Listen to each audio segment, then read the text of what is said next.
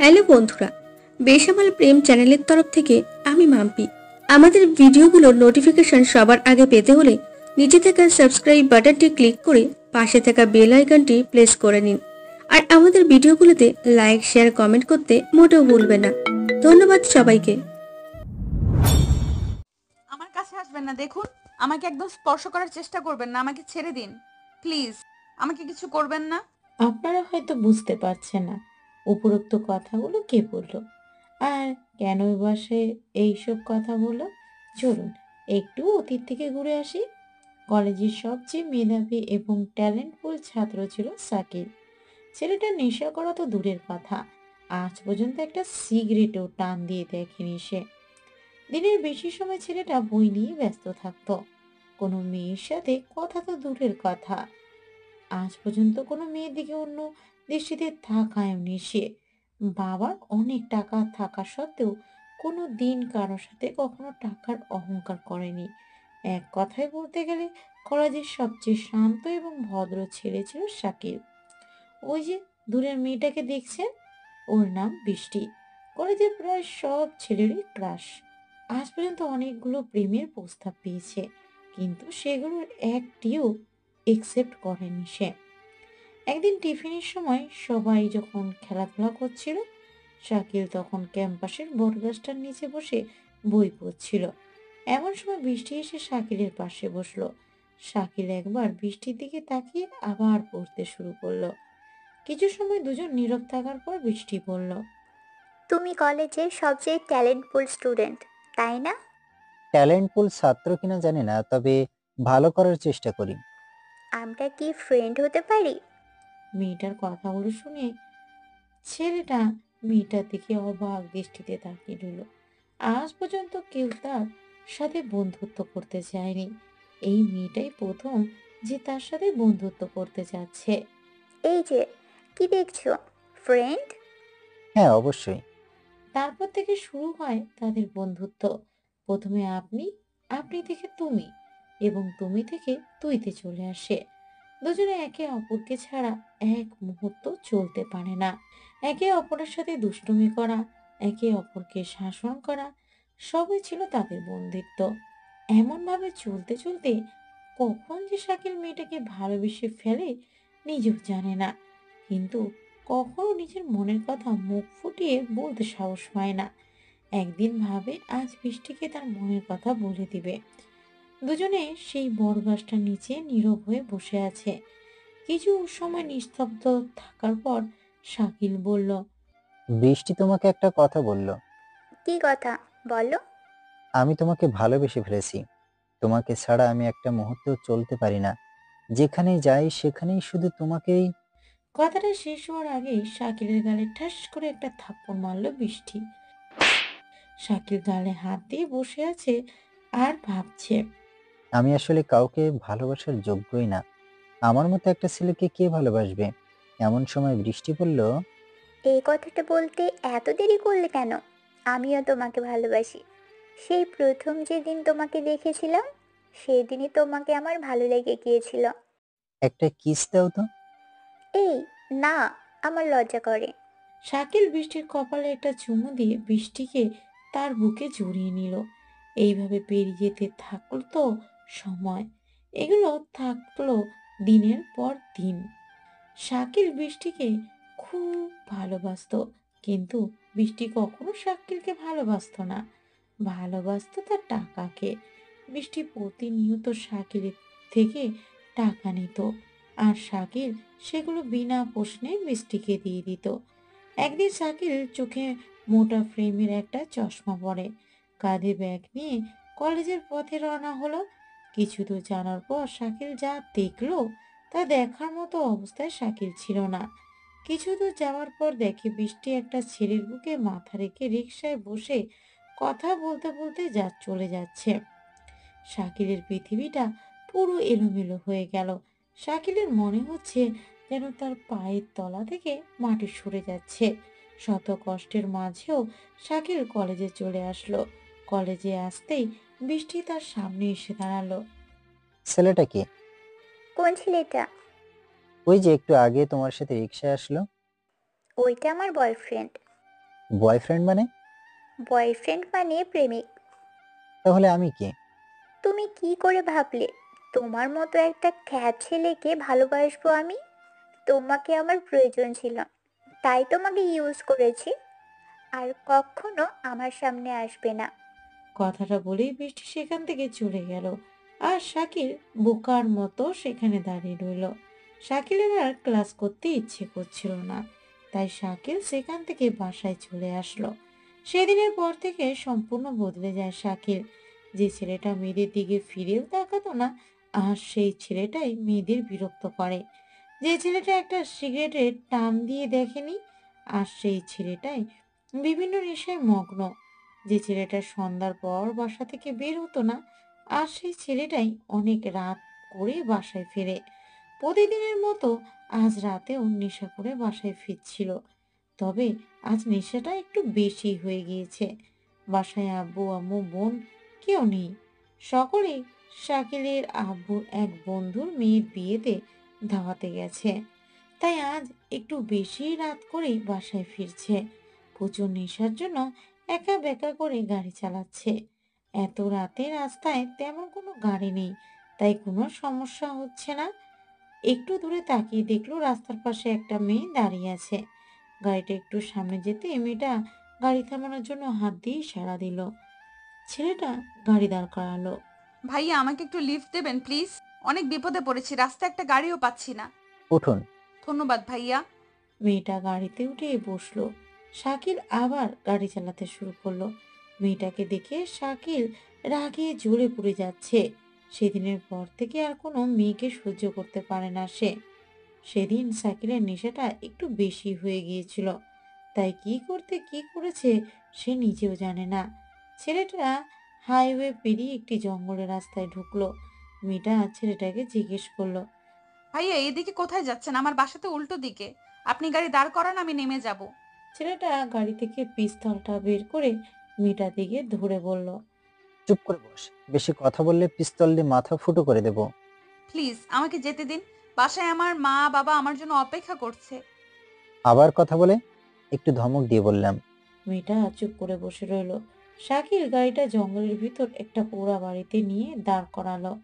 ছেলেটার এমন আচরণ দেখে মেয়েটা ভয়ে গলা শুকিয়ে গেল।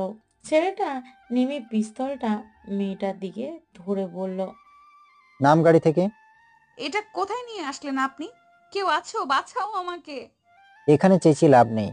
এখানে কেউ তোর চিৎকার শুনতে পাবে না। গাড়ি থেকে নামতে বলছি, নাম। মেয়েটা গাড়ি থেকে নামলো।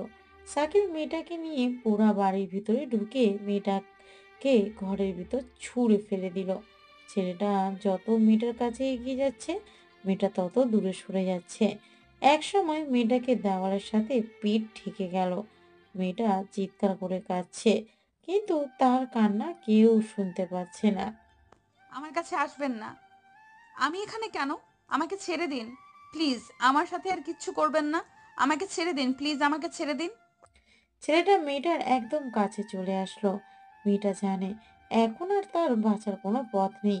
মেয়েটা দু চোখ বন্ধ করে নীরবে দু চোখের অশ্রু ফেলছে। ছেলেটা মেয়েটার সামনে এসে মেয়েটার ওড়না ছুঁড়ে মাটিতে ফেলে দিল। তারপর ছেলেটা মেয়েটাকে ধর্ষণ করলো। মেয়েটা চিৎকার করে কাঁদছে, কিন্তু তার আর্তনাদ শোনার মতো এখানে কেউ নেই, কারণ এই জঙ্গলের আশেপাশে কেউ থাকে না। এখানে শুধু থাকে বন্য পশু পাখি, যারা কখনো মানুষের ডাকে সাড়া দিতে পারে না। ছেলেটা ধর্ষণ করার পর মেয়েটার জামা কাপড় মেয়েটার দিকে ছুঁড়ে মারলো। মেয়েটা কাপড় জড়িয়ে আরো উচ্চস্বরে কাঁদতে শুরু করলো। ছেলেটা করুণ স্বরে বলল। কাপড়টা পরে নে। দেখ, কান্নাকাটি আমার একদম ভালো লাগে না। চুপ করে কাপড়টা পরে নিয়ে আমার পিছন পিছন আয়। মেয়েটা কাপড় চোপড় পরে নিল। ছেলেটার সাথে পোড়া বাড়ি থেকে বেরিয়ে সে গাড়িতে গিয়ে বসলো। ছেলেটা গাড়ি স্টার্ট করে জঙ্গলের রাস্তা পেরিয়ে আবার হাইওয়েতে উঠলো। মেয়েটা জানলা দিয়ে বাইরে তাকিয়ে আছে আর নীরবে দু চোখের অশ্রু ফেলছে। মেয়েটার শুধু বারবার মনে হচ্ছে চলন্ত গাড়ি থেকে নেমে আত্মহত্যা করতে, কিন্তু নিজের পরিবারের সবার মুখটা চোখের সামনে ভেসে ওঠায় সেটাও পারছে না। কিছু দূর যাওয়ার পর ছেলেটা দেখলো একটু দূরে হাইওয়ে পুলিশ সব গাড়ি চেক করছে। শাকিল গাড়ি থেকে অজ্ঞান করার ওষুধটা বের করে সেই ওষুধটা রুমালে মিশিয়ে মেয়েটার মুখের সামনে ধরল। মেয়েটার মুখের সামনে ধরতেই মেয়েটা নিমিষেই অজ্ঞান হয়ে গেল। এমন সময় হাইওয়ে পুলিশ গাড়ি থামানোর জন্য সিগন্যাল দিল। শাকিল গাড়িটা দাঁড় করাতেই হাইওয়ে পুলিশ বলল, কোথায় যাচ্ছেন? স্যার বাসায়। আপনার বাসা কোথায়? স্যার সামনেই। এই মেয়েটা কে? স্যার আমার বউ। উনি এভাবে শুয়ে আছেন কেন? অনেক পথ জার্নি করে এসেছে তো, তাই হয়তো ঘুমিয়ে পড়েছে। ঠিক আছে, যান। তবে এইরকম বেশি রাত করে রাস্তায় বেরোবেন না, কেমন? আচ্ছা। শাকিল আবারও চলতে শুরু করলো। কিছু পথ অতিক্রম করার পর গাড়িটা শাকিলের বাসার সামনে দাঁড় করালো। মেয়েটা এখনো অজ্ঞান হয়ে পড়ে আছে।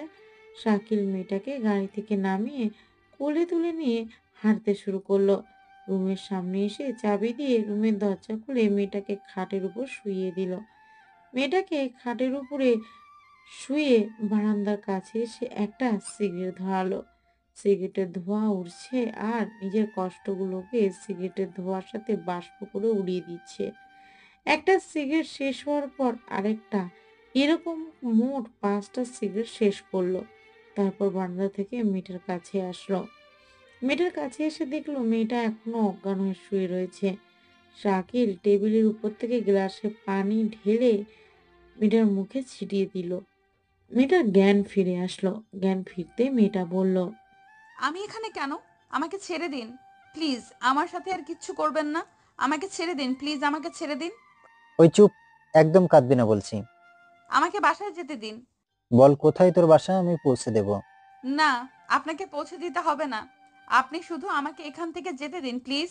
আবার কথা বলে, যেটা জিজ্ঞেস করছি সেটার জবাব দে। মেয়েটা ওর বাসার ঠিকানা বলল। শাকিল মেয়েটাকে নিয়ে গাড়িতে গিয়ে বসালো। গাড়ি তার নিজ গতিতে চলছে। মেয়েটা শুধু নীরব হয়ে বাইরে তাকিয়ে আছে। তার প্রচুর চিৎকার করে কাঁদতে ইচ্ছে করছে, কিন্তু পারছে না।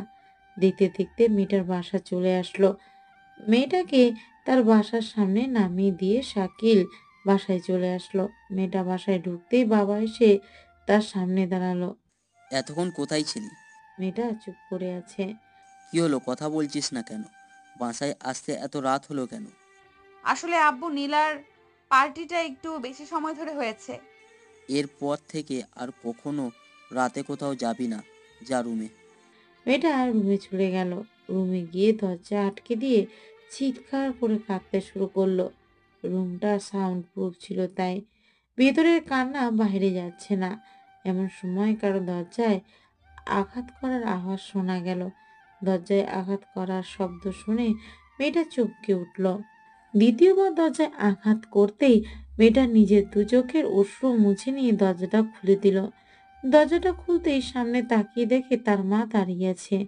মেয়েটা আবার তার মাকে জড়িয়ে ধরে চিৎকার করে কাঁদতে শুরু করলো। কি রে লামিয়া, কাঁদছিস কেন? কি হয়েছে বল আমাকে। আব্বু বকা দিয়েছে দেখে কাঁদছিস তাই না?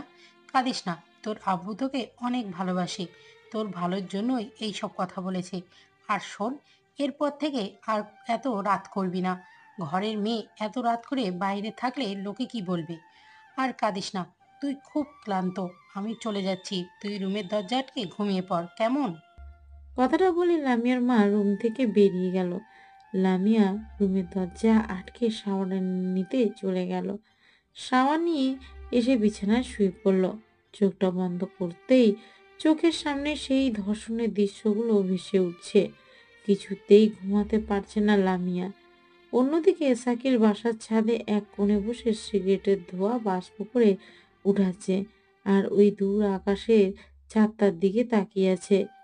ছেলেটা মনে মনে ভাবছে, আজ আমার নেশার জন্য একটা নিরীহ মেয়ের জীবন এইভাবে নষ্ট হয়ে গেল। অন্য একটা মেয়ের জন্য একটা নিষ্পাপ মেয়ের জীবন নষ্ট করা কি ঠিক হলো? একদম নয়। জানি না মেয়েটা আমাকে কখনো কোনো অবস্থায় ক্ষমা করবে কিনা, তবুও মেয়েটার জীবন এভাবে শেষ হতে দেব না। মেয়েটা ধর্ষিতা জেনে কোনো ছেলেই তাকে বিবাহ করতে রাজি হবে না। তার জীবনটা শেষ হয়ে যাবে, এটা আমি কিছুতেই হতে দেব না। আমি নিজে মেয়েটাকে বিয়ে করে নতুন করে ঘর বাঁধবো মেয়েটার সাথে। আমি সম্পূর্ণ ভালো হয়ে যাব, আর কখনো কোনো নেশা করব না। এসব কথা ভাবতে ভাবতে কখন যে ছাদের উপরেই ঘুমিয়ে পড়েছি বুঝতেই পারিনি। আজ কলেজে আসতে ইচ্ছা করছিল না। নিজের অনিচ্ছা সত্ত্বেও কলেজে চলে আসলাম। কলেজে এসে দেখলাম আমার বেস্ট ফ্রেন্ড রাফি এখনো কলেজে আসেনি। রাফি আমার বেস্ট ফ্রেন্ড। রাফির সব কথা আমার সাথে, আর আমার সব কথাই রাফির সাথে শেয়ার করি। কলেজে এসে রাফিকে একটা ফোন করলাম। হ্যালো। কিরে, কই তুই? বাসায়। আজ কলেজে আসবি না? না রে দোস্ত। কলেজ আয় প্লিজ, তোর সাথে একটা জরুরি কথা আছে। কি কথা ফোনে বল। ফোনে বলা যাবে না, তুই আসলে বলবো। আচ্ছা, তুই দাঁড়া, আমি আসতেছি। কলেজ ক্যাম্পাসে এসে কিছু সময় অপেক্ষা করার পর রাফি কলেজে চলে আসলো। রাফি কলেজে আসতেই আমি রাফিকে ডাক দিলাম, রাফি এদিকে আয়। কি যেন জরুরি কথা বলছিলি? বলছি, বস এখানে। রাফি আমার পাশে বসলো। দোস্ত, কাল রাতে অনেক বড় একটা অপরাধ করে ফেলেছি। কি অপরাধ? কাল রাতে আমি রাফিকে সব কথা খুলে বললাম। কথাগুলো শোনার পর রাফি সম্পূর্ণ নিস্তব্ধ হয়ে গেল। কিছু সময় দুজন নীরব থাকার পর রাফি বলল, সি, তুই আমার বন্ধু হয়ে এই সব করতে পারলি? সরি দোস্ত, কাল রাতে নেশাটা এত বেশি হয়ে গেছিল যে কি করে ফেলেছি বুঝতেই পারি না। মেয়েটাকে চিনিস তুই? না রে, শুধুমাত্র ওর বাসার ঠিকানা জানি। মেয়েটা ধর্ষিতা, জেনে ওকে তো আর কেউ বিয়ে করবে না। তোর জন্য একটা নিষ্পাপ মেয়ের জীবন শেষ হয়ে যাবে। না, এইটা আমি কিছুতেই হতে দেব না। আমি নিজে বিয়ে করব মেয়েটাকে। তাহলে তো অনেক ভালো হবে। আচ্ছা চল বাসায় যাই, আজ আর ক্লাস করব না। তারপর আমি আর রাফি কলেজ থেকে বেরিয়ে একটা রিক্সা নিয়ে রাফি আর রাফিদের বাসার সামনে নেমে গেল। আর আমি আমার বাসার সামনে চলে আসলাম। বাসায় এসে ফ্রেশ হয়ে আমার রুমে এসে বসে আছি। এমন সময় আম্মু আমার রুমে আসলো। আম্মু আমার রুমে এসে বলল, টেবিলে খাবার দিয়েছি, খেতে আয়। আম্মু শোনো। কি কিছু বলবি? হুম। কি বলবি বল। আম্মু, তোমরা না আমার বিয়ের কথা বলছিলে না? তো আমি বিয়ে করতে রাজি, তবে আমার একটা শর্ত আছে। কি শর্ত? আমার একটা মেয়েকে খুব পছন্দ হয়েছে, আমি তাকেই বিয়ে করতে চাই। তাই নাকি? কে সে? নাম কি? কোথায় থাকে? নাম তো জানি না, তবে বাসার ঠিকানা জানি। আচ্ছা তুই খেতে আয়, আমি তোর আব্বুকে বলে দেখি। তারপর আম্মু আমার রুম থেকে চলে গেল। কিছু সময় পর আমিও খেতে চলে আসলাম। এসে দেখি সবাই খেতে বসে গিয়েছে। আমি টেবিলে গিয়ে বসতেই আম্মু আমার জন্য প্লেটে খাবার বেড়ে দিল। খাওয়ার সময় আম্মুকে চোখ দিয়ে ইশারা দিলাম কথাটা আব্বুকে বলার জন্য। কিছু সময় পর আম্মু বলল, যদি রাগ না করো তবে তোমাকে একটা কথা বলবো। কি কথা বলো? তোমার ছেলে একটা মেয়েকে খুব পছন্দ হয়েছে, ও তাকে বিয়ে করতে চায়। তাই নাকি ভাইয়া? নাম কি তার? কোথায় থাকে? চুপ করো। ওর জন্য আমি আমার বন্ধুর মেয়েকে পছন্দ করে রেখেছি। আমার পছন্দ করা পাত্রীকেই ওকে বিয়ে করতে হবে। কিন্তু আব্বু। কোনো কিন্তু নয়, আমি আমার বন্ধুকে কথা দিয়েছি। আমি আমার কথা ফিরিয়ে নিতে পারবো না। আমার পছন্দ করা পাত্রীকেই তোমাকে বিয়ে করতে হবে, ব্যাস। আমার জন্য মেয়েটার জীবন কি এভাবেই শেষ হয়ে যাবে? আমার এই পাপটা কি সারা জীবন এভাবে আমাকে কুরে কুরে খাবে? সারা জীবন কি মেয়েটার কাছে অপরাধী হয়ে থাকবো? আর যদি মেয়েটাকে আমি বিয়ে না করতে পারি, তাহলে তো আমি কখনোই নিজেকে ক্ষমা করতে পারবো না। রাগের বশে প্লেটটা নিচে ছুঁড়ে ফেলে দিয়ে সেখান থেকে রুমে চলে আসলাম। রুমে এসে পকেট থেকে সিগারেটের প্যাকেটটা বের করে একটা সিগারেট ধরালাম। সিগারেটটা ধরিয়ে খুব দ্রুততার সাথে টানতে শুরু করলাম। নিজের শরীরের ভেতর থাকা কষ্টগুলোকে পুড়িয়ে ফেলছি, আর সিগারেটের ধোঁয়ার সাথে সেগুলো বাষ্প করে উড়িয়ে দিচ্ছি। হঠাৎ আম্মু আমার রুমে চলে আসলো। এসে আমার গালে একটা বসিয়ে দিল। আমি মাথা নিচু করে বসে আছি। তুই আবার সিগারেট খাচ্ছিস? একটা মেয়ের জন্য কেন নিজের জীবন এভাবে শেষ করছিস? তোর আব্বুকে তো চিনিসই, উনি একবার যা বলে তাই করে। তুই তোর আব্বুর পছন্দ করা মেয়েকে বিয়ে কর, তোর আব্বু কখনো তোর খারাপ চাইবে না। উফ আম্মু, তুমি আমার রুম থেকে যাও তো, আমাকে একটু একা থাকতে দাও। যাচ্ছে, তবে কথাটা ভেবে দেখিস। আম্মু রুম থেকে চলে গেল। আমার খুব ক্লান্ত লাগছে, তাই ঘুমানোর জন্য বিছানায় শুয়ে পড়লাম, কিন্তু কিছুতেই ঘুমাতে পারছি না। চোখটা বন্ধ করলেই সেই মেয়েটার অসহায় মুখটা ভেসে উঠছে। আর সারাদিন লামিয়া একবারও বাসা থেকে বের হয়নি। কিভাবেই বা বের হবে সে? তার এই ধর্ষিতা মুখ কাকে দেখাবে? কেউ বা তার অসহায়ত্ব বুঝবে? সে যে এখন ধর্ষিতা, ধর্ষিতাকে সমাজের কেউই পছন্দ করে না, আবার সবাই তাদের ঘৃণা করে। একজন মেয়ে কি কখনো নিজের ইচ্ছায় ধর্ষিত হয়? কখনোই না। একজন নিরীহ মেয়েকে ধর্ষণটা কিন্তু আমরা সমাজের মানুষরাই করে থাকি, অথচ আমরাই তাদের খারাপ দৃষ্টিতে দেখি। কালকে রাতের পর থেকে লামিয়া সম্পূর্ণ নিস্তব্ধ হয়ে গেছে। লামিরা আর কারোর সঙ্গে তেমন কথা বলে না। তার জীবন থেকে যেন হাসি মুখটাই সম্পূর্ণ হারিয়ে গিয়েছে। দিনের বেশি সময় সে রুমের ভিতরে নিস্তব্ধ হয়ে বসে থাকে। একদিন লামিয়া তার রুমে বসে আছে, এমন সময় লামিয়ার বাবা তার রুমে এসে বলছে, লামিমা, তোকে একটা কথা বলার জন্য আমি এখানে এনেছি। কি কথা আব্বু, বলো। আমি তোর বিয়ের জন্য পাত্র ঠিক করেছি। বিয়ের কথা শুনে লামিয়ার শরীরটা কেঁপে উঠল। বিয়ে? হ্যাঁ, বিয়ে। কিন্তু আব্বু, আমি তো এখন বিয়ে করব না। কেন? আমি আরো পড়াশোনা করতে চাই, পড়াশোনা করে নিজের পায়ে দাঁড়াতে চাই। তুই পড়াশোনা করবি, কর। তোকে বাধা দিচ্ছে কে? ওদের সাথে আমার কথা হয়েছে, ওরা তোকে বিয়ের পরও পড়াবে। কিন্তু আব্বু, তবুও আমি এখন বিয়ে করব না। কিন্তু কেন? আমি এখন বিয়ে করতে চাই না। এটা কিভাবে বা তার বাবাকে বোঝাবে সে যে ধর্ষিতা, তাই সে বিয়েটা করতে রাজি হচ্ছে না। আমি ওদের কথা দিয়েছি, ওরা কালকেই তোকে দেখতে আসবে। এর মাঝে কোনো ঝামেলা হোক তা কিন্তু আমি চাই না। কথাটা মনে থাকে যেন। কথাটা বলেই লামিয়ার বাবা রুম থেকে বেরিয়ে গেল। লামিয়া থ হয়ে বসে পড়ল। দেখতে দেখতে তার দু চোখে পানি চলে এসেছে। তার এই জীবন আর সহ্য হচ্ছে না।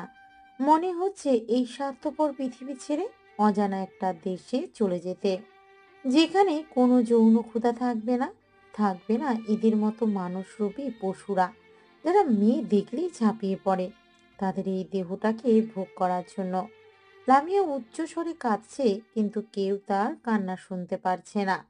সবাই শুধু মানুষের বাহিরটাই দেখে, কিন্তু কেউ কখনো কোনো মানুষের ভিতরটা দেখে না।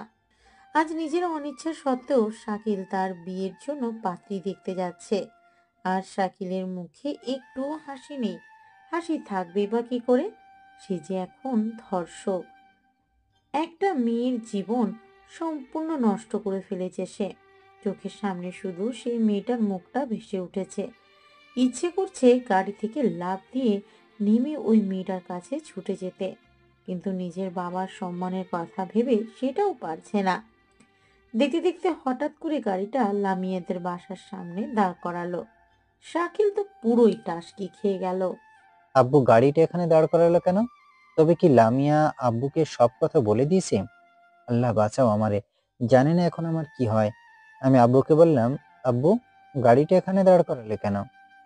এটাই তো আমার বন্ধুর বাসা। লামিয়ার ছোট বোনের সাথে আমার বিয়ে নাকি? যদি তাই হয় তবে তো আমি পুরাই বাঁশ খেয়ে যাব। কি রে ভাইয়া, তুই কি গাড়ি থেকে নামবি না নাকি? নামছি তো। তারপর গাড়ি থেকে নেমে বাসার ভেতরে ঢুকলাম। আমাদের সকলকে একটা রুমে বসতে দিয়ে সকলকে খাওয়ার জন্য শরবত দেওয়া হলো। আমি শরবতটা মুখে দেব এমন সময় মাথায় ইয়া বড় একটা ঘোমটা দিয়ে বউকে নিয়ে আসা হলো। লামিয়া কই? লামিয়াকে তো দেখতেছি না। লামিয়ার কথা ভাবতেই মনটা খারাপ হয়ে গেল। জানি না মেয়েটা কখনো আমাকে ক্ষমা করবে কিনা। সকলের কথায় মেয়েটার মাথার ঘোমটাটা খুলে দেওয়া হলো। ঘোমটাটা খুলতেই আমি থ হয়ে গেলাম। মেয়েটাকে দেখেই তো বড় একটা ঝটকা খেলাম। আমার হাত থেকে শরবতের গ্লাসটা নিচে পড়ে গিয়ে ভেঙে চুরমার হয়ে গেল। আরে, এইটা আমি কি দেখছি? এটা তো লামিয়া। তার মানে লামিয়ার সাথে আমার বিয়ের কথা চলছিল। যাক, একদিক থেকে ভালোই হবে, আমি নিজের পাপের প্রায়শ্চিত্তটা করার একটা সুযোগ পেয়ে গেলাম। লামিয়ার দিকে লক্ষ্য করলাম। আমাকে দেখেই লামিয়া রাগে লাল হয়ে গেল। মনে হচ্ছে যেন আমাকে কাছে পেলে সম্পূর্ণ চিবিয়ে খেয়ে ফেলতো। আমি বললাম, আমরা কি একটু 5টা মিনিট আলাদা কথা বলতে পারি? পারবে না কেন? তোমরা দুজন দুজনকে ভালো করে চিনে নাও। আপনি একটু ছাদে আসবেন? আমি বাসার ছাদে চলে গেলাম। ছাদে কিছু সময় অপেক্ষার পর লামিয়া ছাদে চলে আসলো। দুজনেই নীরব হয়ে দাঁড়িয়ে আছি। কিছু সময় পর লামিয়া বলল, বলুন, কি জন্য এখানে ডেকেছেন? আপনি আমাকে ক্ষমা করে দিন প্লিজ। আমি আসলে ইচ্ছা করে কিছু করিনি। ক্ষমা তো তাকেই করা যায় যে না জেনে ভুল করে, কিন্তু আপনি, ছি। সেদিন নেশাটা এত বেশি হয়ে গেছিল যে কি করতে কি করে ফেলেছি বুঝতেই পারিনি। আপনি একজন নারীর পবিত্র দেহটাকে অপবিত্র করেছেন। এই পাপের কখনো ক্ষমা হয় না। দেখুন, আমি তো আর অন্য কাউকে বিয়ে করছি না, আমি তো আপনাকেই বিয়ে করতেছি। হুম, আমার জীবনটা সম্পূর্ণ নষ্ট করে এখন এসেছেন করুণা করতে। না, বিশ্বাস করুন, আমি সম্পূর্ণ ভালো হয়ে যাব, আর কখনো কোনো নেশা করব না। আর তাছাড়া এখন তো আমি আপনার হবু বর। আপনাকে আমি কখনোই আমার বর হিসেবে মেনে নিতে পারবো না। কিন্তু কেন? ধর্ষক কখনো কারো বর হতে পারে না। কথাটা বলেই লামিয়া ছাদ থেকে চলে গেল, আর আমি সেখানে স্থির হয়ে দাঁড়িয়ে রইলাম। সত্যি তো, আমি তো একজন ধর্ষক, আর ধর্ষক কখনো কারো বর হতে পারে না। জানি না লামিয়া আমাকে বিয়ে করতে রাজি হবে কিনা। মনে হয় হবে না, আমার সাথে তার বিয়েটা ভেঙে দেবে হয়তো। আমি ছাদ থেকে রুমে চলে আসলাম। রুমে এসে আমার বন্ধু রাফির কাছে যা শুনলাম তা শুনে তো আমি নিজের কানকেই বিশ্বাস করতে পারছি না। রাফি এই সেই মেয়ে যাকে আমি সেদিন ধর্ষণ করেছিলাম। রাফির কানে কানে বললাম, কি সত্যি?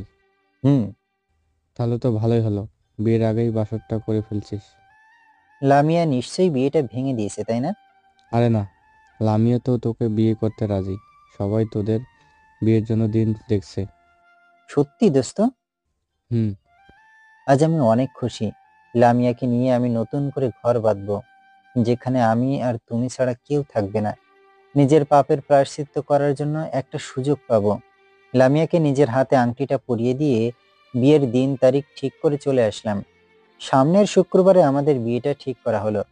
আপনারা সকলে আমন্ত্রিত, বিয়েতে আসবেন কিন্তু। আজ আমার গায়ে হলুদ। বাড়িটাকে অনেক সুন্দর করে সাজানো হয়েছে। বাড়িটাকে দূর থেকে দেখে চেনাই যাচ্ছে না। কোনে বাড়ি থেকে মেয়ের বোনেরা আমার জন্য হলুদ নিয়ে আসলো। ব্যাপারটা কি, মেয়ের বোনেরা হলুদ নিয়ে আসছে কেন? নিশ্চয়ই খারাপ কোনো মতলব আছে। দেখাই যাক না কি হয়। আমার হবু শালিকারা হলুদের বাটিটা নিয়ে আমার কাছে চলে আসলো। বউ যদি হবু হয় তাহলে শালিকারা হবু হবে না কেন? বাহ, কি বুদ্ধি আমার! এই জন্যই তো পরীক্ষায় এত কম নম্বর পায়। যাই হোক, শালিকারা আমার সামনে এসে দাঁড়ালো। তখন মেঘলা বলল, মেঘলা লামিয়ার একমাত্র ছোট বোন। দুলা ভাই, আপনার গাল দুটো দেন তো। কেন, গাল দিয়ে কি করবে? কিস করবে বুঝি? জি না, আপনার কিস খাওয়ার ইচ্ছা হয় আপনি আপুর থেকে খায়েন। তাহলে কি করবে? এই হলুদ দিয়ে আপনার দুই গালে একটু আদর করব। কি ব্যাপার, হলুদ এমন লাল দেখা যাচ্ছে কেন? কি হলো দুলা ভাই, দেব? কি আর করব, হাজার হলেও তো শালিকা বলে কথা, তার কথা কি আর ফেলতে পারি? আমার দুগাল মেঘলার দিকে এগিয়ে দিলাম। নিজের ইচ্ছা মতো সবাই আমার গালে হলুদ মেখে দিয়ে হাসতে হাসতে চলে গেল। ওরা যাওয়ার কিছু সময় পরই আমার গাল দিয়ে আগুন বেরোতে শুরু করলো। দু গাল ঝালে জ্বলে পড়ে যাচ্ছে। তার মানে হলুদের সাথে মরিচের গুঁড়া মেশানো ছিল। খাইছে আমারে! বলেই দিলাম একটা দৌড়। এক দৌড়ে সোজা বাড়ির পাশের পুকুরটাতে নেমে পড়লাম। সেখানে অনেক সময় থাকার পর বাসায় এসে গোসল করলাম। বিকেলে আমার বন্ধু রাফিকে বললাম, দোস্ত, আমার একটা কাজ করতে পারবি? কি কাজ বল? 500 টাকার একটি এবং 1000 টাকার 3টি নোট হাতে দিয়ে বললাম, এই নে। কি করব এত টাকা দিয়ে? এই টাকাগুলো বাজার থেকে ছাপিয়ে নিয়ে আয়। কেন বলতো? এত প্রশ্ন করিস কেন, যা বলছি তাই কর। রাফি টাকাগুলো ছাপাতে বাজারে চলে গেল। রাতে টাকাগুলো ছাপিয়ে নিয়ে এসে আমার হাতে দিল রাফি। তারপর রাফি আর আমি একসাথে শুয়ে পড়লাম। কিছু সময় পর আমি বললাম, রাফি, কাল একটা কাজ করবি? তোর কোন কাজটা আমি করিনি বলতো? কালকে ওরা যখন টাকা নেওয়ার জন্য গেটে আটকাইবে তখন এই ছাপানো টাকাগুলো ওদের দিয়ে চলে আসবি। কি বলছিস ভাই? ওরা জানতে পারলে আমাকে হেব্বি মাইর দেবে। তোকে যা বলছি তাই করবি। আরে তো ভয় পাচ্ছিস কেন, আমি তো আছি। সেটাই তো বড় ভয়। কি বললি তুই? কই কিছু না তো, আমি আমার কি বললাম? আচ্ছা, এখন ঘুমা, কাল তাড়াতাড়ি উঠতে হবে। তারপর দুজনে একসাথে ঘুমিয়ে পড়লাম। আজ আমার বিয়ে। সেই কখন থেকে ফ্রেন্ডের সাথে মাইক্রোতে বসে আছি, এখনো পর্যন্ত আমার চাচাতো খালাতো ফুফাতো বোনদের আসার কোনো নামগন্ধই নেই। আসলে মেয়ে মানুষ এইরকমই, একবার সাজতে বসলে আর উঠতেই চায় না। আমার বিয়ের জন্য একটা বাস আর একটা মাইক্রো ঠিক করা হয়েছে। ওই তো ওরা সবাই চলে এসেছে। তারপর সবাই চললাম কোনে বাড়িতে যাওয়ার উদ্দেশ্যে। মাইক্রোতে বেশ কিছু সময় অপেক্ষার পর আমরা বিয়ে বাড়িতে চলে আসলাম। বাহ, বাড়িটাকে বেশ সুন্দর করে সাজানো হয়েছে তো। বিয়ে বাড়ির গেটেই আমাদের সকলকে আটকে দেওয়া হলো। মিষ্টি আর শরবত খাওয়ানোর পর রাফি বলল, গেটটা এখন খুলে দিলে আমরা ভেতরে যেতে পারি। না না, আগে 5,000 টাকা দিন, তারপর গেট খুলে দেওয়া হবে। ওমর খোদা, এত টাকা আমরা দিতে পারবো না। 1,000 টাকা দেই। জি না, 1,000 টাকা আমরা নেব না। তাহলে কম কত চান বলুন? ঠিক আছে, আপনারা 3,000 টাকা দেন তাহলে। আচ্ছা, এই নেন 3,000 টাকা। এর সাথে আপনাদের 500 টাকা বাড়িয়ে দিলাম। তারপর গেট খুলে দেওয়া হলো। সকলেই যে যার মতো করে ভেতরে ঢুকলো। আসার সময় আমি আর রাফি রাজ্যজয়ী একটা হাসি দিয়ে চলে আসলাম। আমার গালে মরিচের গুঁড়া দেওয়া। এবার দেখো কেমন লাগে। ওগুলো তো আসল টাকা না, ওগুলো ছিল বাজারের ছাপানো টাকা। রাতের বেলা দেখে বুঝতে পারিনি, কি ঘোলটাই না খাওয়ালো আমাদের। যাই হোক, আমাকে নিয়ে বরের আসনে বসানো হলো। সবাই আমার সাথে যে যার মতো সেলফি তুলছে। মনে হচ্ছে মনে যেন আমি মানুষ না, আমি একটা পোষা বাঘ। চিড়িয়াখানা থেকে এখানে চলে এসেছি, তাই সবাই যে যার ইচ্ছা মতো সেলফি তুলেই যাচ্ছে। এদিকে রাফি একা একা একটি টেবিলে বসে আছে আর বারবার শুধু মেঘলাকে বোকা বানানোর কথা ভাবছে আর মনে মনে হাসছে। এমন সময় মেঘলা রাগী লোক নিয়ে রাফির সামনে এসে দাঁড়ালো। মেঘলাকে দেখেই রাফি ভয়ে দাঁড়িয়ে পড়ল। এটা কি? কেন টাকা? এইটা টাকা? এই, আমারে বোকা বানানো? দাঁড়ান, দেখাইতাছি মজা। রাফির আর ভয় পায় কে? কথাটা শেষ হওয়ার আগেই দিছে একটা দৌড়।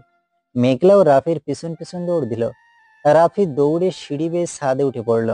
মেঘলাও তার পিছন পিছন আসছে। হঠাৎ মেঘলা পা স্লিপ কেটে রাফির উপর পড়ে গেল। রাফি নিচে আর মেঘলা উপরে, দুজন দুজনের দিকে অপলক দৃষ্টিতে তাকিয়ে আছে। এরকম কিছু সময় থাকার পর রাফি বলল, এইটা কি হলো? কি হলো? আপনি এভাবে আমার উপর পড়লেন কেন? আমার কি দোষ? পা স্লিপ কাটলো বলেই তো। মেয়ে তো নয় যেন 3 মনের লবণের বস্তা। কি বললেন? আমি লবণের বস্তা? তা হয়তো কি। তবে রে।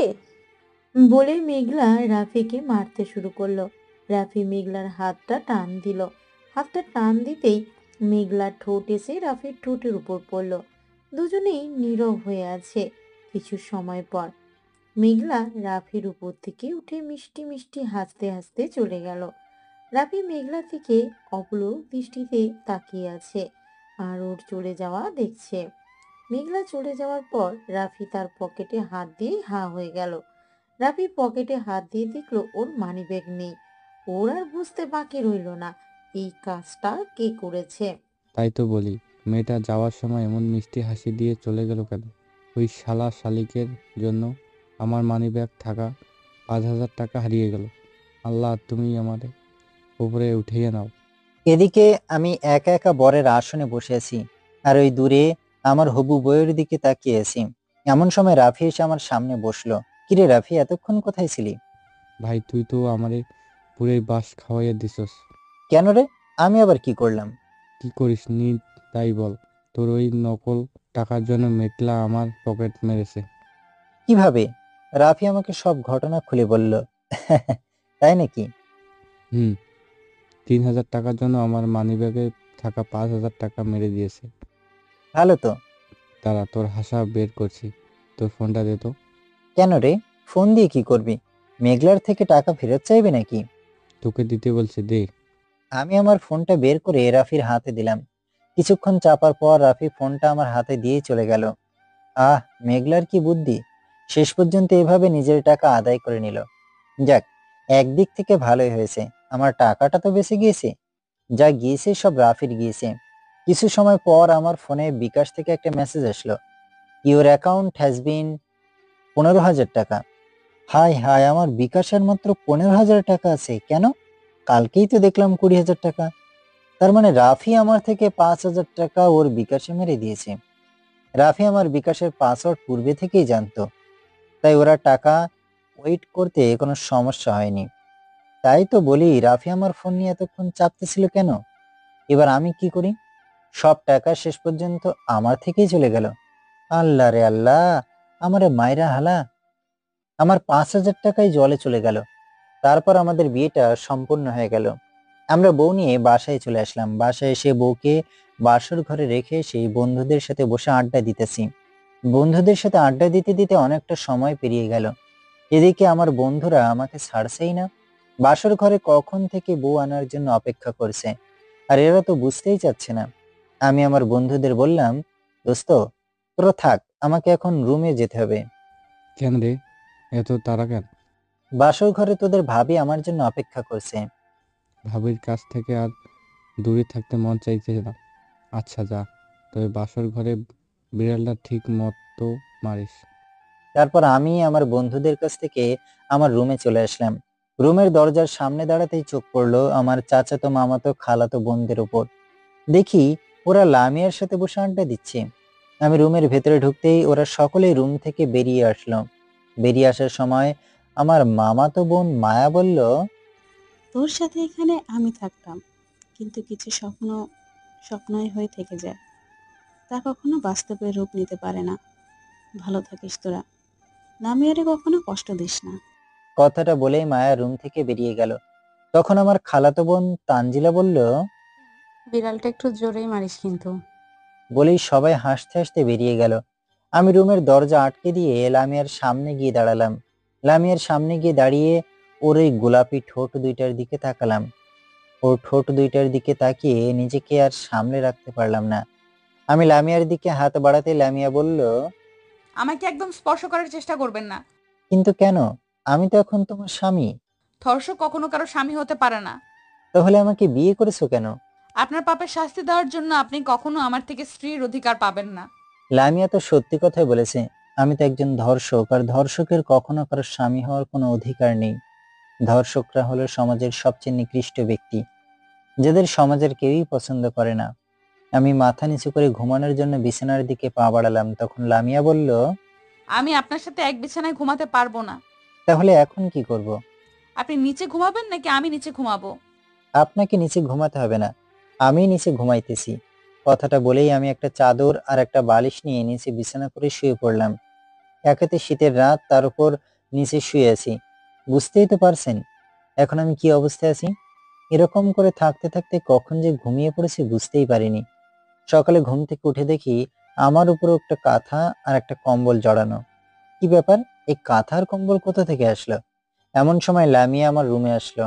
রাতে শীতে আপনি শিউরে উঠেছিলেন, তাই এগুলো আমি আপনার জন্য দিয়েছি। লামিয়াকে দেখতে এখন অনেক সুন্দর লাগছে। ওর এই এলোমেলো চুলগুলোতে হাত বুলিয়ে দিতে খুব ইচ্ছে করছে, কিন্তু কি বা করবো, ইচ্ছে থাকলেও উপায় নেই। আমি অপলক দৃষ্টিতে লামিয়ার দিকে তাকিয়ে আছি। তখন লামিয়া বলল, এমন করে কি দেখছেন? তাড়াতাড়ি উঠে ফ্রেশ হয়ে খেতে আসেন। তুমি যাও, আমি আসতেছি।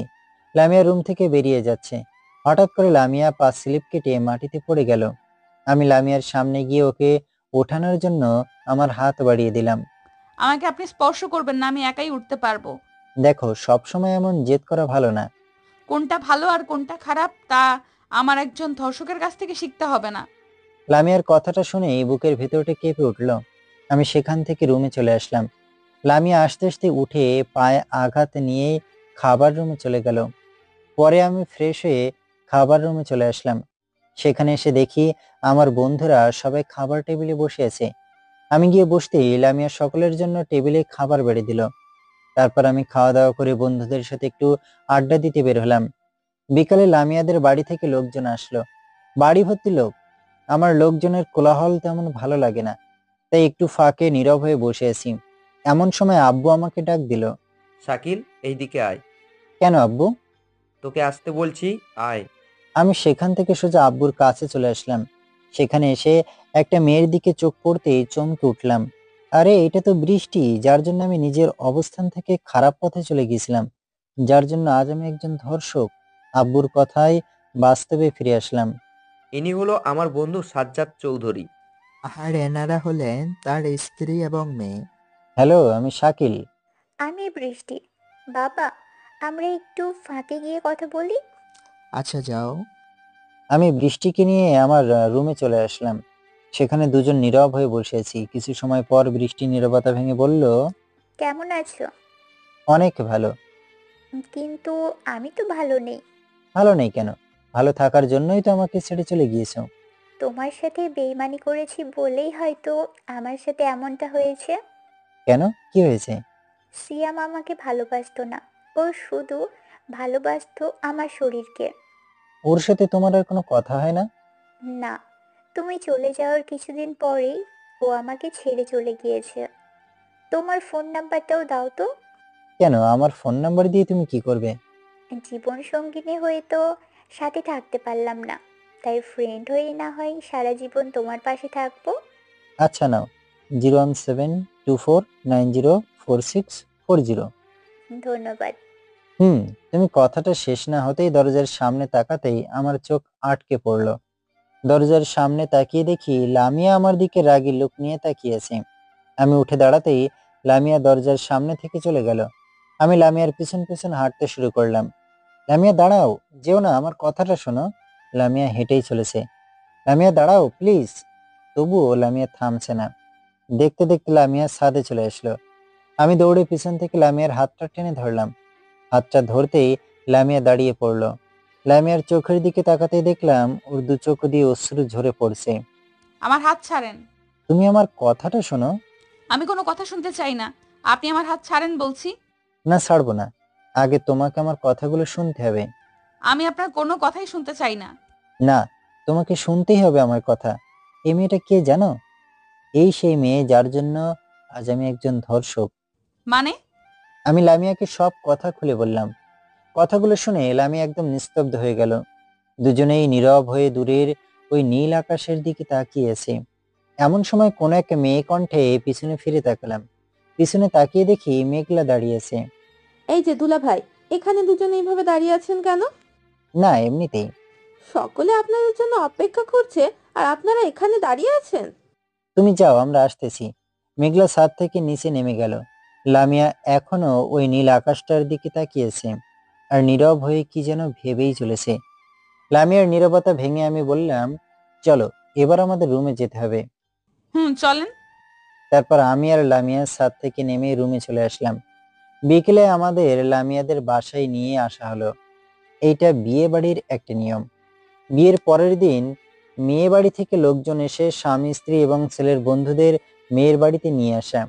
আমাদের সময়েও তার কোনো ব্যতিক্রম হয়নি।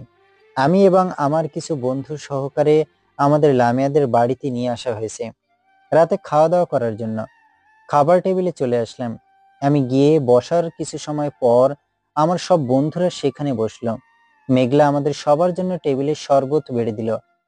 কি ব্যাপার, এখন শরবত দিচ্ছ কেন?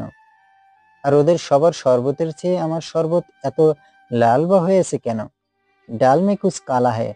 আমি বললাম, কি ব্যাপার, এখন শরবত দিচ্ছ কেন? এইটা আমাদের বাড়ির নিয়ম দুলা ভাই, খাবার পূর্বে শরবত খেতে হয়। আচ্ছা, আমার শরবত এমন লাল হয়ে আছে কেন? আপনি তো আমাদের বাড়ির জামাই, তাই আপনার শরবতে সব একটু বেশি বেশি দেওয়া হয়েছে। তুমি তো আমার একমাত্র শালিকা, তাই আমি যেটা খাবো তোমাকে সাথে নিয়েই খাবো। তুমি প্রথমে খাও, তারপর আমি খাইতেছি। না দুলা ভাই, ওইটা তো আমার খাওয়া যাবে না। কেন? ডাক্তারের নিষেধ আছে, আমার কোনো শরবত খাওয়া যাবে না, আপনি খান। মেঘলা এত করে বলছে, খা না ভাই। এই শরবতের ভেতর কোনো না কোনো সমস্যা তো নিশ্চয়ই আছে, তাই তো মেঘলা নিজে খেতে চাইছে না। রাফি, তোর মেঘলার পক্ষ নেওয়া বের করছি, দাঁড়া। পরীক্ষাটা আমি তোকে দিয়েই করব। রাফি, বল। আজ পর্যন্ত কি আমি কোনো কিছু তোকে ছাড়া খেয়েছি? না রে ভাই, তোরটা আমি খেয়েছি আর আমারটা তুই। তাহলে এখনো তার ব্যতিক্রম হবে কেন? না দুলা ভাই, এটা শুধুমাত্র আপনার জন্য, আর তাছাড়া ওনার জন্য তো শরবত আছেই, উনি ওইটা খাবেন। না, এই শরবতটা আমরা দুজনেই ভাগাভাগি করে খাবো। তুই যখন এত করে বলছিস দেখাই। রাফির শরবতের গ্লাসটা আমার হাতে আর আমার শরবতের গ্লাসটা রাফির হাতে দিলাম। গ্লাসটা রাফির হাতে দিতেই মেঘলার মুখটা চুপসে গেল। আমি একটু একটু করে শরবত খাচ্ছে, রাফির দিকে তাকিয়েছি। আল্লাহই জানে রাফির আজকে কি অবস্থা হবে।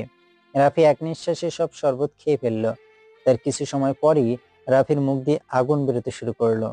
রাফির এমন অবস্থা দেখে আমার মুখ থেকে শরবত পড়ে আমার জামাতে লাগলো।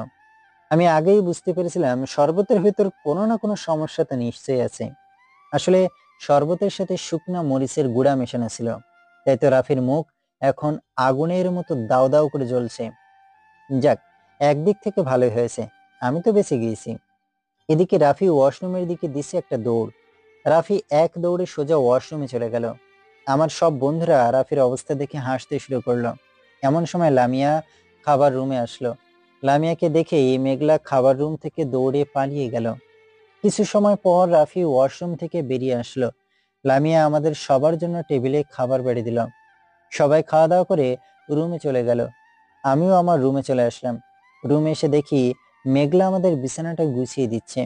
আমি রুমের ভেতরে ঢুকতেই মেঘলা বলল, দুলা ভাই, আপনার ড্রেসটা চেঞ্জ করে এই ড্রেসটা পরে নিন, ওইটা তো শরবত পরে নষ্ট হয়ে গিয়েছে। তুমি যাও, আমি পড়তেছি। আচ্ছা। মেঘলা শোনো। কি কিছু বলবেন? এই নাও 1000 টাকা। এই টাকা আমাকে দিচ্ছেন কেন? আমার বন্ধুদের বিছানায় চুলকানির ওষুধ মিশিয়ে দেবে। এইটা কি বলছেন দুলা ভাই? যা বলছি তাই করো, টাকা লাগলে আরো দেব। না দুলা ভাই, আর লাগবে না, এতেই হয়ে যাবে। মেঘলা হাসতে হাসতে আমার রুম থেকে বেরিয়ে গেল। আহা কি মজা, এবার ওরা বুঝবে চুলকানির কি সাজা। মেঘলা যাওয়ার পর আমি ড্রেসটা চেঞ্জ করে নিলাম। ড্রেস চেঞ্জ করার কিছু সময় পরই শরীরের ভিতর চুলকানি অনুভব করলাম।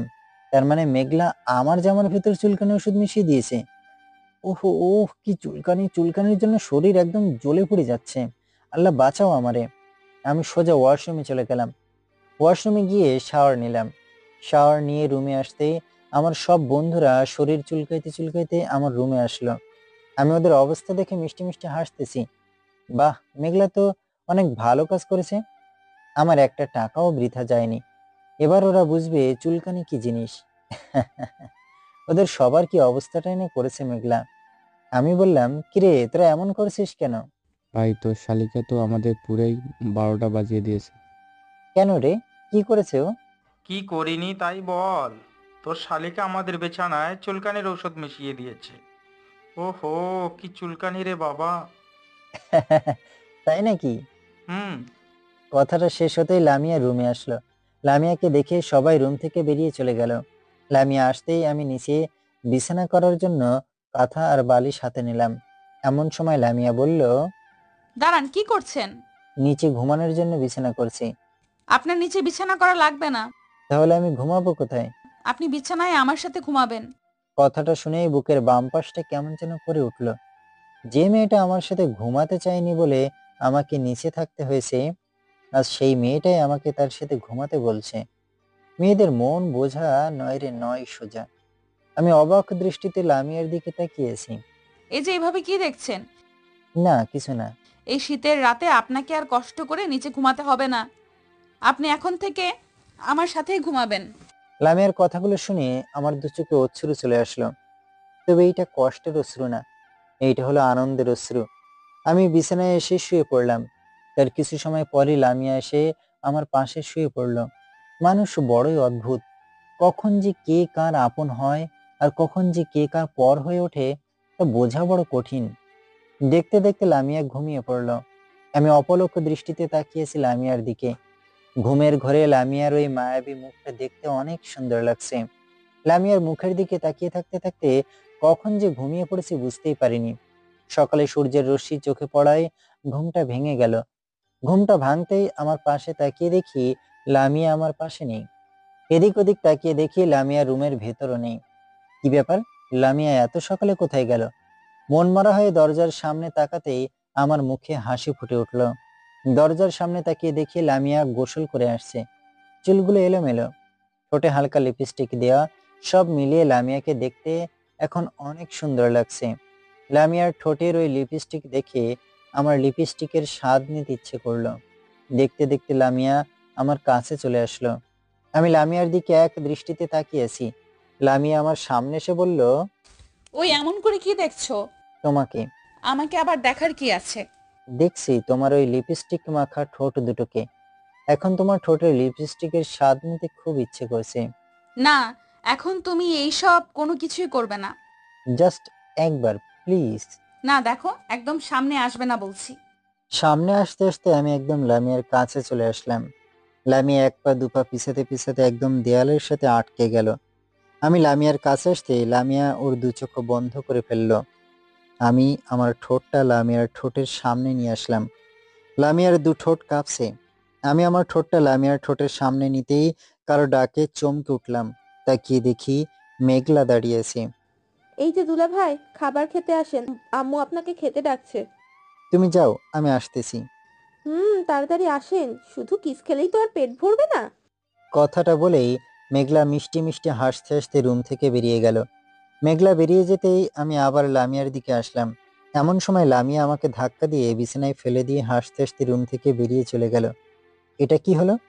লামিয়ার কাছে আসার যে একটা সুযোগ পেয়েছিলাম, তাও মেঘলার জন্য মিস হয়ে গেল। তারপর আমি ফ্রেশ হয়ে খাবার রুমে চলে আসলাম। সেখানে এসে দেখি আমার সব বন্ধুরা আমাকে রেখেই খেতে বসে গিয়েছে। শালারা এক একটা কিভাবে খাচ্ছে দেখেন।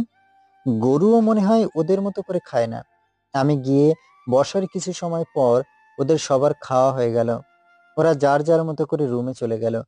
এমন সময় লামিয়া খাবার রুমে আসলো। সেখানে এসে লামিয়া আমার পাশে এসে বসলো। মেঘলা আমাদের দুজনের জন্য প্লেটে খাবার বেড়ে দিল। আমি খেতে শুরু করলাম। লামিয়া খাচ্ছে না, শুধু আমার দিকে রাগী লোক নিয়ে তাকিয়ে আছে। কিছু সময় পর পায়ের উপর একটা আঘাত অনুভব করলাম। নিচে তাকিয়ে দেখি লামিয়া ওর পা দিয়ে আমাকে আঘাত করেছে। আ দুলা ভাই, কি হলো? ট্রাকের একটা চাকা পায়ের উপরে উঠছে। দুলা ভাই, আপনি এখানে ট্রাক পাইলেন কোথায়? তোমার আপুর পা একটা ট্রাকের চাকার থেকে কম কি? কি বললি তুই? কই কিছু না তো। আমাকে না খাইয়ে দিয়ে তুই খাচ্ছিস কেন? এখন তোমাকে আমি খাইয়ে দিতে পারবো না। খাইয়ে দিতে পারবি না তাই না? দাঁড়া। আ কে বললো খাইয়ে দেবো না? দিচ্ছি তো। হা করো। লামিয়া ইয়া বড় একটা হা করলো। আমি নিজে হাতে লামিয়াকে খাইয়ে দিচ্ছি। আ কি বউ পেয়েছি। বউ আমাকে না, আমাকেই বউকে খাইয়ে দিতে হচ্ছে। মেঘলা আমার অবস্থা দেখে মিষ্টি মিষ্টি হাসছে। তখন আমি বললাম, মেঘলা তুমি খেয়েছো? না, আপনার খাওয়ার পর খাবো। নাও হা করো। না দুলা ভাই, আপনারা খান, আমি পরে খাবো। হা করো বলছি। মেঘলা হা করতেই আমি মেঘলাকে খাইয়ে দিলাম। আহা কি শান্তি, দুই সাইডে দুই বউকে খাইয়ে দিচ্ছি। এরকম কিছু সময় পর মেঘলা বলল, দুলা ভাই, আপনি হাঁ করেন তো। কেন? আপনাকে আমি একটু খাইয়ে দিই। আচ্ছা দাও।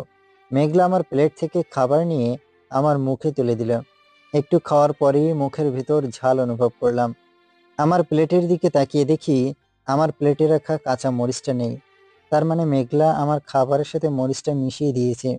মুখটা খুললে মনে হচ্ছে আমার সমস্ত মুখ দিয়ে আগুন বেরোতে শুরু করবে।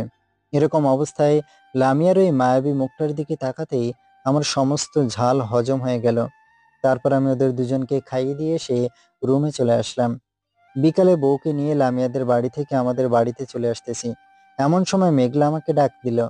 মেঘলা আমাকে ডাক দিতেই আমি পিছন ফিরে তাকালাম। এই যে দুলা ভাই, শুনছেন? বলো। আপনার বন্ধু রাফিনের ফোন নাম্বারটা একটু দিন তো। কেন? এমনি দেন না প্লিজ। আচ্ছা নাও। 01724904640। ধন্যবাদ।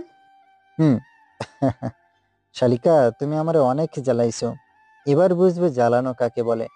ওইটা তো রাফির নাম্বার না। রাফির নাম্বারের পরিবর্তে আমার নাম্বার দিয়ে দিয়েছি। আমারে মরিচ খাওয়ানো। এবার বুঝবে কোন মরিচ কত ঝাল। যাই হোক, তারপর সবার থেকে বিদায় নিয়ে আমরা আমাদের বাড়িতে চলে আসলাম। বাসায় এসে আমি আমার রুমে বসে ল্যাপটপ চালাইতেছি। এমন সময় লামিয়া আমার পাশে এসে বসলো। কিছু সময় পর লামিয়া বলল, এই যে শোন। কিছু বলবে? হুম। আচ্ছা বলো কি বলবে। চলো না একটু ছাদ থেকে ঘুরে আসি। তুমি যাও, আমি যাব না। চলো না প্লিজ প্লিজ প্লিজ। আচ্ছা চলো। তারপর আমি লামিয়াকে নিয়ে ছাদে যাওয়ার উদ্দেশ্যে রওনা হলাম। ছাদের সিঁড়ির সামনে আসতে লামিয়া দাঁড়িয়ে পড়ল। আমি সিঁড়ি বেয়ে উপরে উঠতে পারবো না। তাহলে আমি কি করব? আমাকে কোলে তুলে নিয়ে উপরে নিয়ে যাও। আমি পারবো না। আর তাছাড়া অন্যরা দেখলে কি বলবে? তুমি আমাকে কোলে তুলে নেবে না তাই তো? হুম। আচ্ছা যাও, নিতে হবে না। আমাকে কোলে তুলে নেবে কেন? আমি তোমার কে হই? আমি তো তোমার কেউ হই না। ওই বৃষ্টি তো তোমার সব। ওই চুপ, আর কখনো এসব কথা বলবে না। তারপর আমি লামিয়াকে কোলে তুলে নিয়ে ছাদে চলে আসলাম। ছাদে এসে বেশ কিছু সময় দুজনে একসাথে কাটানোর পর রুমে আসার জন্য রওনা হলাম। হঠাৎ করে লামিয়া পা স্লিপ কেটে সিঁড়ির উপর পড়ে গেল। সিঁড়ির উপর পড়ার ফলে লামিয়া পায়ে আঘাত পেল।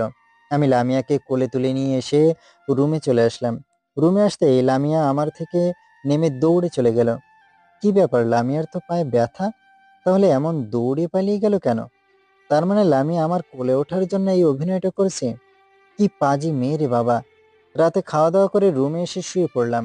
এমন সময় আমার ফোনে মেঘলার নাম্বার থেকে ফোন আসলো। পাখি জালে আটকাইছে। আমি ফোনটা রিসিভ করলাম। আসসালামু আলাইকুম। ওয়ালাইকুম আসসালাম। কে বলছেন? রাফি ভাই, আমাকে চিনতে পারছেন না? আমি মেঘলা। ও তুমি? হুম। তো কি মনে করে ফোন করলে এখন? আপনাকে খুব মিস করছিলাম, তাই তো ফোনটা করলাম। তাই বুঝি? হুম। কি করেন এখন? এই তো শুয়ে আছি। তুমি কি করো? আমিও শুয়ে আছি। এরকম আরো কিছু সময় কথা বলার পর ফোনটা রেখে দিলাম। ফোনটা রেখে দেওয়ার পরই লামিয়া রুমে চলে আসলো। লামিয়া রুমে এসে সোজা আমার পাশে শুয়ে পড়লো। তারপর আমরা দুজনে একসাথে ঘুমিয়ে পড়লাম। সকালে ঘুম থেকে উঠে দেখি লামিয়া আমার বুকের উপর শুয়ে আছে। আমি কোনো কিছুই বলছি না, শুধু লামিয়ার ওই মায়াবী মুখটার দিকে তাকিয়ে আছি। এমন সময় লামিয়া ঘুম থেকে উঠে পড়লো। ওই এইভাবে তাকিয়ে আছো কেন? তোমার ওই মায়াবী মুখটাকে দেখছি। এইভাবে দেখবেন, আমার খুব লজ্জা করে। তো কিভাবে দেখবো? জানি না। তোমার ওই গোলাপি ঠোঁট দুটোকে চুষে খেতে খুব ইচ্ছা করছে। না, এখন না প্লিজ। এখন আমি তোমার কোনো বাধাই মানব না। কথাটা বলেই আমি আমার ঠোঁট দুইটা লামিয়ার ঠোঁটের সামনে নিয়ে আসলাম। আমি যত লামিয়ার কাছে আসছি, লামিয়া তত জোরে জোরে নিঃশ্বাস ফেলছে। আমার ঠোঁট দুইটা লামিয়ার ঠোঁটের সাথে লাগাতেই লামিয়ার নিঃশ্বাস আরো দ্বিগুণ বেড়ে গেল। আমি আলতো করে লামিয়ার কোমরে হাত রাখলাম। কোমরে হাত রাখতেই লামিয়া শিউরিয়ে উঠল। এমন সময় দরজায় কারো আঘাত করার শব্দ শুনতে পেলাম। লামিয়া গিয়ে দরজাটা খুলতেই দেখি আম্মু দাঁড়িয়ে আছে। বৌমা, এখনো তোমরা ঘুম থেকে উঠোনি? এই তো উঠতেছি আম্মু। তোমরা তাড়াতাড়ি ফ্রেশ হয়ে খেতে আসো। আচ্ছা। আম্মু রুম থেকে বেরিয়ে যেতেই লামিয়া সোজা ওয়াশরুমে চলে গেল। লামিয়া ফ্রেশ হয়ে আসার কিছু সময় পর আমি ওয়াশরুমে চলে আসলাম। ওয়াশরুমে গিয়ে ফ্রেশ হয়ে খাবার রুমে আসলাম। খাবার রুমে এসে বসার কিছুক্ষণ পরই আব্বু চলে আসলো। লামিয়া আমাদের জন্য প্লেটে খাবার বেড়ে দিল। আমরা খেতে শুরু করলাম। কিছু সময় পর আব্বু বলল, শাকিল, আজকে বৌমাকে একটু শপিংয়ে নিয়ে যাস তো। কেন আব্বু? কেন মানে?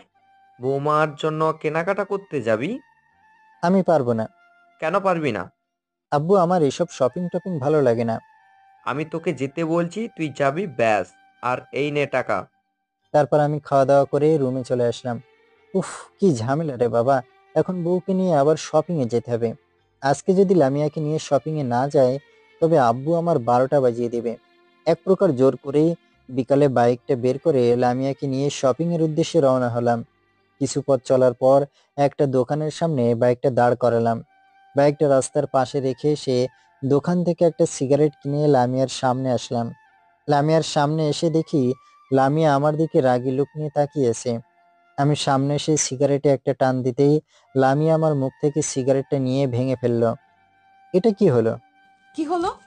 তুমি আমার সিগারেটটা এভাবে ভেঙে ফেললে কেন? তোমার সাহস তো কম নয়, তুমি সিগারেট খাচ্ছ, তাও আবার আমার সামনে। তাই বলে সিগারেটটা ভেঙে ফেলবে? তো কি করব? তুমি আর কখনো সিগারেট খাবে না। খেলে কি করবে?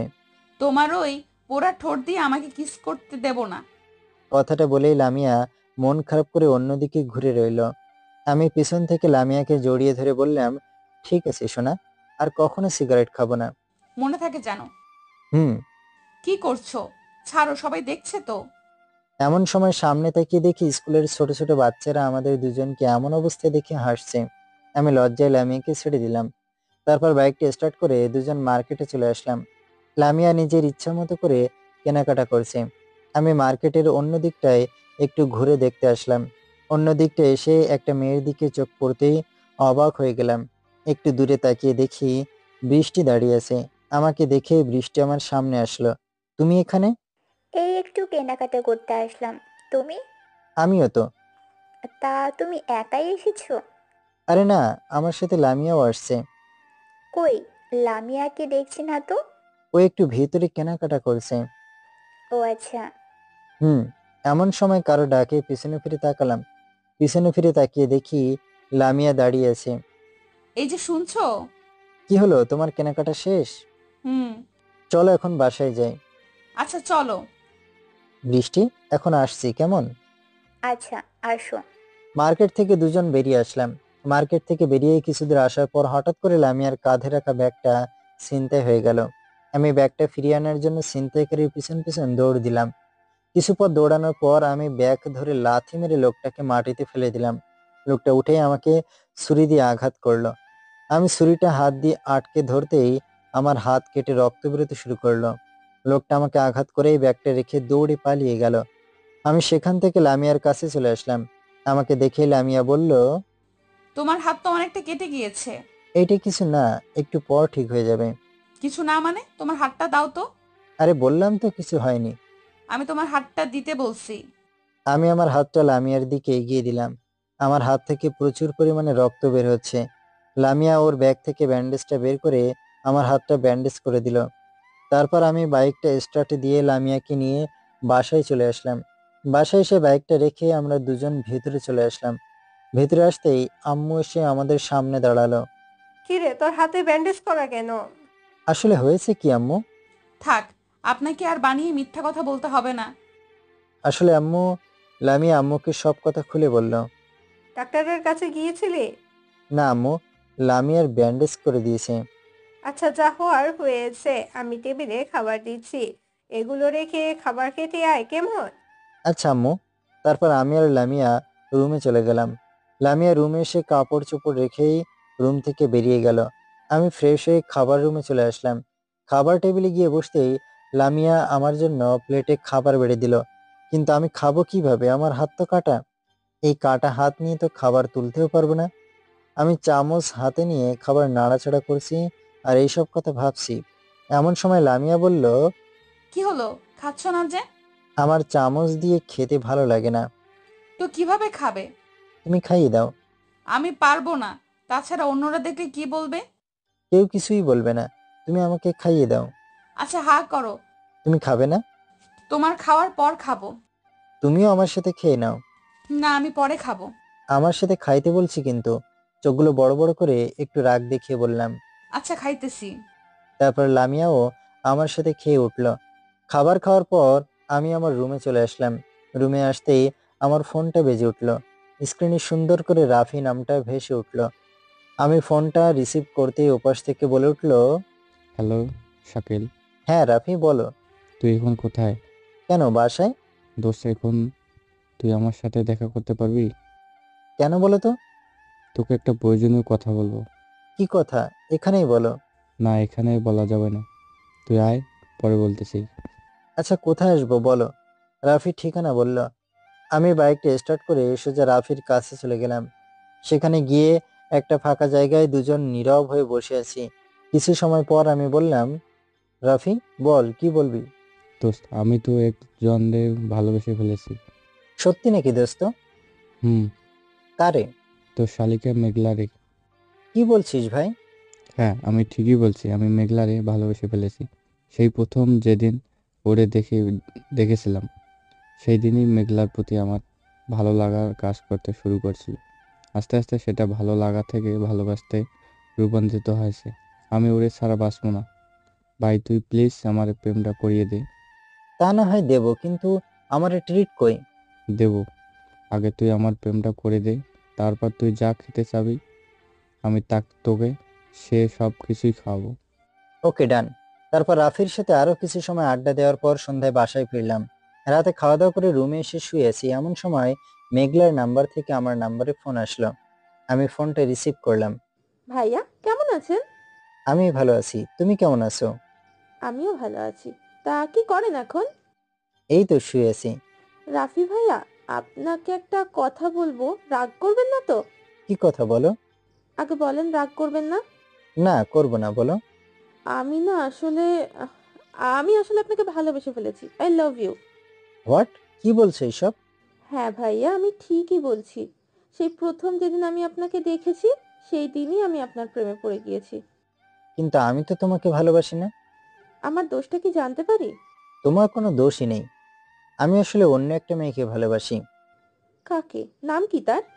নাম তো বলা যাবে না।